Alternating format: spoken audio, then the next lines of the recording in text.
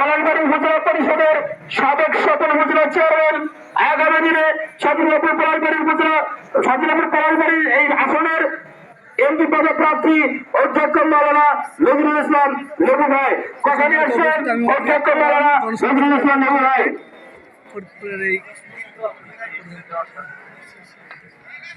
أعوذ بالله من الشيطان الرجيم بسم الله الرحمن الرحيم هو الذي أرسل رسوله بالهدى ودين الحق ليظهره على الدين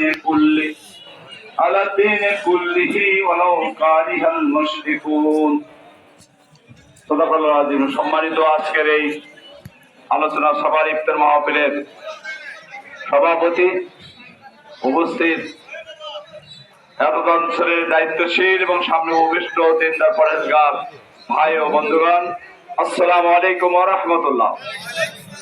আপনারা কি ভালো আছেন? সেই রব্বুল আলামিনের দরবারে শুকরিয়া আদায় করি যে রব্বুল আলামিন আমাদেরকে আজকে প্রকাশ্যে এই ইফতার সম্মেলন করার সুযোগ করে দিয়েছে বলে আলহামদুলিল্লাহ। দরুদ ও সালাম পেশ করি শেষ নবী হযরত মুহাম্মদ মুস্তাফা সাল্লাল্লাহু আলাইহি ওয়াসাল্লাম, আমরা সকলে বলি সাল্লাল্লাহু আলাইহি ওয়াসাল্লাম। জি আলহামদুলিল্লাহ, আমিও ভালো আছি। সম্মানিত উপস্থিতি, ইফতার বন্টন হয়েছে। আমরা একটু মনোযোগে ইফতারকে সামনে নিয়ে একটু কথা শুনবো এবং আমরা দোয়া করবো ইনশাআল্লাহ। কি বলেন? আল্লাহ তাআলার কাছে সবচেয়ে গুরুত্বপূর্ণ সময় হলো ইফতারকে সামনে নিয়ে দোয়া করা। কি বলেন? এই জন্য আমরা কথা না বলি, আমি কয়েকটি কথা আপনাদের সামনে পেশ করতে চাই। প্রথম কথা হলো, এটা মাহে রমজানের মাস। এই মাসে আল্লাহ তাআলা পবিত্র কোরআন মাজিদ নাযিল করেছেন। কি বলেন? মহাগ্রন্থ আল কোরআন আমাদের মাঝে রমজান মাসেই এসেছে। মহাগ্রন্থ আল কোরআন আল্লাহ তাআলা পাঠিয়ে দিয়েছেন কি জন্য? রাসূলকে পাঠিয়েছেন একটি কারণে, লিইউযহিরাহু আলা দীনি কুল্লিহি। দুনিয়াতে যত প্রকার আইন আছে, যত প্রকার মতবাদ আছে, সকল আইন সকল মতবাদের উপরে কোরআনে আইন, কোরআনী বিধান জমিনে প্রতিষ্ঠার জন্য আল্লাহ তাআলা তার রাসূলকে পাঠিয়ে দিয়েছেন। সেই মাস হলো রমজান মাস। আমরা এই মাসে 1 টাকা দান করলে 70 টাকা সওয়াব পাবো। এই মাসে 1 রাকাত ফরজ নামাজ অন্য মাসে 70 রাকাত ফরজ নামাজ সমতুল্য। এমনই ভাবে যত যে কাজই করা হবে তার 70 গুণ দেওয়া ভাগ দিয়ে তার সওয়াব দিয়ে দেওয়া হবে। এমনই সব কামাইয়ের মাস। এই মাসে কবরে আযাব বন্ধ রাখা হয়। আল্লাহ তাআলা নিজেই বলছেন যে এই মাসে রোজাদারদের জন্য আমি তারা যে পুরস্কার পাবে, যে উজরত তাদেরকে দেওয়া হবে। আল্লাহ বলছেন আস-সাওমু লি, রোজাদারদের পুরস্কার আমি সহজে কালকে আমাদের মাঝে দান করবো বলে সুবহানাল্লাহ। আমরা সকলেই তো নাজাত চাই, আমরা তো সকলেই মুক্তি চাই। কি বলেন? ঠিক না? আমাদের মুক্তি কোন পথে আসবে, আমাদের নাজাত কোন পথে আসবে, আমাদের কল্যাণ কোন পথে আসবে, আপনাকে আমাকে ঠিক করে নিতে হবে। নাজাতের পথ, মুক্তির পথ হলো কোরআনের পথ। আল্লাহ তাআলা দেওয়া শিখানো পথ সিরাতাল মুস্তাকিম। সোজা রাস্তা, নাজাতের রাস্তা হলো সিরাতাল মুস্তাকিমের রাস্তায় আমাদের চলতে হবে। কোরআনের পথে, কোরআনের মতে যদি আমরা চলতে পারি তাহলে আমাদের নাজাত হবে, মুক্তি হবে, দুনিয়াতে শান্তি হবে, কালকে আমাদের মুক্তি হবে।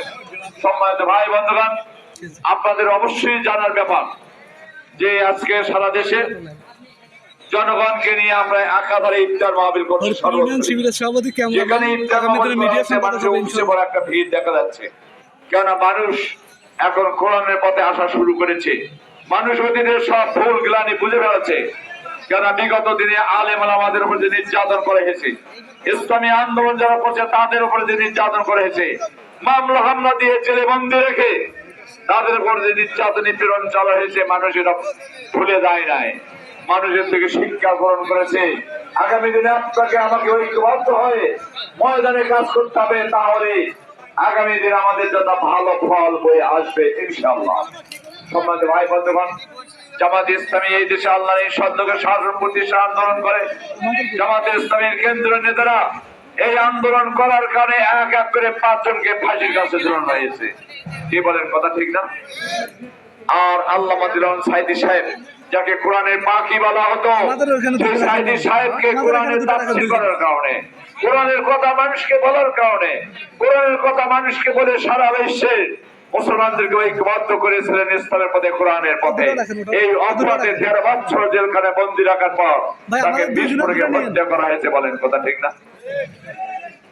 সম্মানিত ভাই বন্ধুগণ, এই নেতাদেরকে যে ফাঁসি দেওয়া হলো, আল্লামা সাইদি সাহেবকে যে কারাগারে বন্দী রেখে তাকে শেষ পর্যায়ে বিস্ফোরকে হত্যা করা হলো, আমরা কি তার বিচার চাই না? তার কি বিচার করা লাগবে না? সম্মানিত ভাইরা, তার বিচার করতে হলে আগামী দিনের জন্য আপনাকে আমাকে প্রস্তুতি গ্রহণ করতে হবে। আগামী দিন জামায়াত ইসলামী জাতীয় সংসদ নির্বাচন করবে ইনশাআল্লাহ। আমাদের দাড়িপাল্লা মার্কাই আমরা ফিরে পাবো। আগামী দিনে আমরা দাড়িপাল্লা মার্কা নিয়ে ইনশাআল্লাহ নির্বাচন করব। জামায়াত ইসলামী এবং সরাসরি ইসলামী দলদেরকে নিয়ে 300 সিটে জামায়াত ইসলামী নির্বাচন করবে আগামী দিন। আমরা বিএনপির সাথে নির্বাচন করব না। আমরা বিএনপির সাথে নির্বাচন করব না। তার মানে জনগণের কথা, জনগণের আওয়াজ উঠেছে। আমরা বিগত দিনে অনেক সরকারকে দেখেছি। আমরা বিগত দিনে আওয়ামী লীগের মতন জালেম সরকারকে বিদায় দিয়েছি।